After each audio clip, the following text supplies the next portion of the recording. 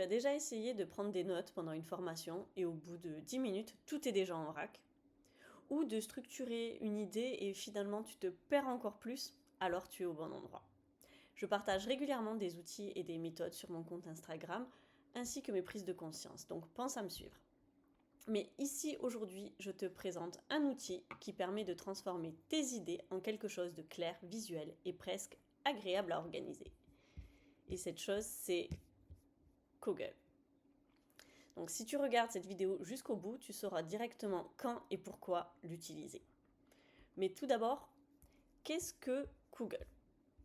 Donc c'est un outil de création de cartes mentales en ligne. Concrètement, tu pars d'une idée centrale, tu ajoutes des branches et tu construis une structure visuelle. C'est comme dessiner une carte mentale, mais sans feuilles ni feutre, et avec beaucoup plus de possibilités. Personnellement, j'utilise les cartes mentales pour m'organiser au quotidien, ça peut être pour classer toutes mes idées ou mes tâches, comme faire une prise de notes rapide lors d'un audit. Maintenant, nous allons voir à quoi ça sert, mais surtout pour toi en tant que formateur ou formatrice, quels seront tes bénéfices concrets. Donc tout d'abord, c'est un outil qui est exceptionnel pour pouvoir structurer ses idées. Donc c'est l'idéal quand on a tout plein d'idées, comme moi, mais pas encore d'organisation, ce qui n'est plus mon cas. Donc ça peut te permettre de construire ton plan de formation, mais aussi de clarifier ton contenu. Ça va aussi aider à la compréhension, parce que voir les liens entre les idées, ça change tout. Donc tu as une vision globale et une logique visuelle. Ensuite, ça va permettre au niveau de tes formations, ou même pour toi, de faire de la co-construction. Et ça, c'est très puissant. On peut créer une carte à plusieurs, donc ça peut permettre des brainstorming collectifs et une participation active. Tu peux également l'utiliser avec tes collègues lors des réunions. Ça servira également à mémoriser, parce que oui, le cerveau adore les structures visuelles, ce n'est pas une nouvelle, les neurosciences l'ont prouvé, donc ça facilite réellement la mémorisation. Autre utilisation que j'ai de Koggle, c'est aussi pour structurer mes programmes d'accompagnement et faire les analyses de besoins de mes clients, qu'ils soient formateurs ou apprenants. Ça m'aide d'avoir une seule fiche par personne et par projet. Nous allons désormais voir ses avantages et ses limites, donc les points positifs et un peu plus négatifs. Donc tout d'abord au niveau des avantages, c'est un logiciel qui est très très intuitif, qui est agréable et parce qu'il est visuel et que les couleurs sont vraiment sympas, je vous montrerai un exemple. On peut collaborer en temps réel. Donc ça change d'autres outils qui vont être totalement asynchrones et pas vraiment collaboratifs en simultané. Il est accessible en ligne, pas besoin d'installer autre chose, pas besoin de saturer ta mémoire, accessible en ligne. Et l'export est facile, il y a plusieurs formats comme le PDF ou différents formats images. En gros, c'est un outil simple qui donne rapidement un rendu très professionnel. Mais il a quelques limites.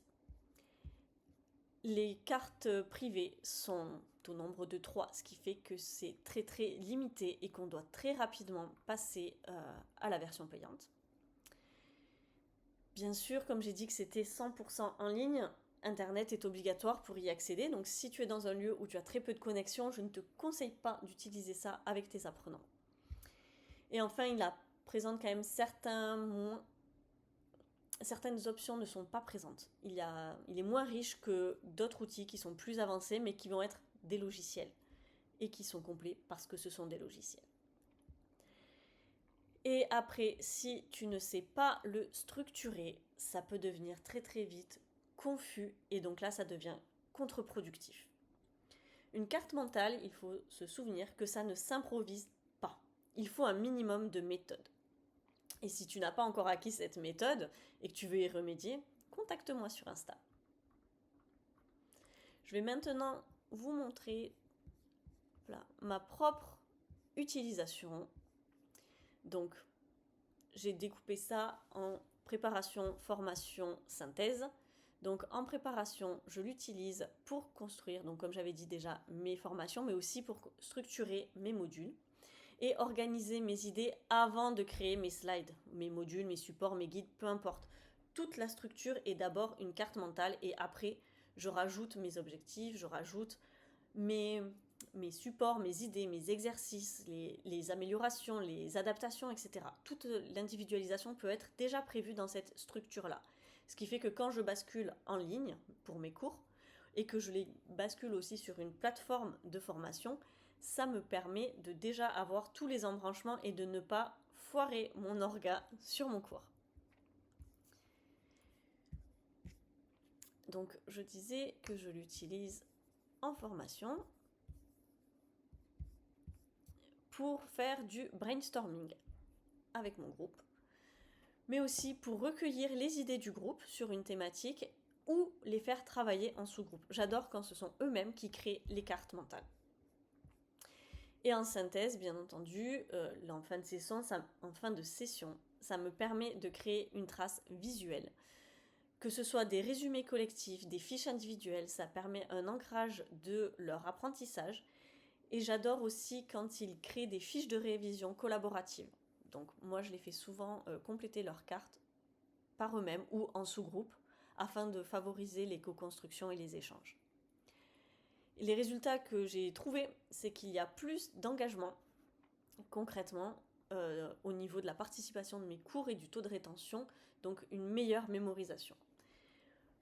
Pour résumer, Koogle, ce n'est pas juste un outil pour faire joli, c'est un vrai levier pour structurer, comprendre et faire participer.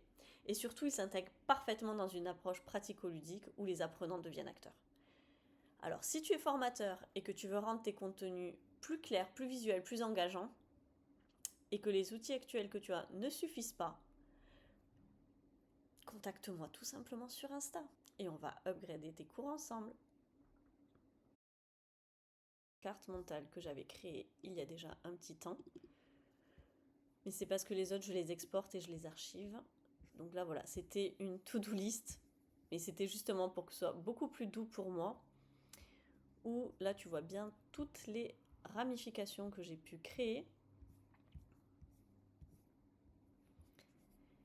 Et c'est facile pour moi de m'organiser. Par exemple, je vois directement ici, attends, je vais augmenter, je vois si c'est fait ou si ce n'est pas encore fait, si ce n'est pas à moi, où est-ce que j'en suis.